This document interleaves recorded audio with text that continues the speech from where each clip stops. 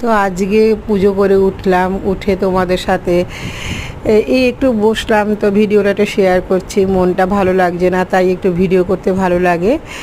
তো একটু ব্রেকফাস্টে আজকে ভাবছি আমি ফল দিয়েই সারবো, কারণ যেহেতু আমার শরীরটা দুর্বল, তাই আমি ফলটাই আজকে খাবো ব্রেকফাস্টে। এরপরে ভেজ রান্না করব, সেটাও তোমাদের সাথে দেখাবো।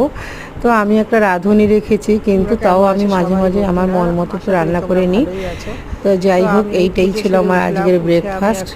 আজকে আমার ভিডিওটা করতে গিয়ে একটুখানি জানি না কেননা সেটিংয়ে গন্ডগোল হয়ে একটু উল্টো হয়ে গেছে। যাই হোক, তোমরা কিছু মনে করো না, আর ভিডিওটা কেমন লাগলো একটু জানিও, আর আমার একটু পাশে থেকো। সবাই তোমরা ভালো থেকো, সুস্থ থেকো, এবং আমি যাতে তাড়াতাড়ি সুস্থ হই, তোমরা একটু ঈশ্বরের কাছে আমার জন্য প্রার্থনা করো।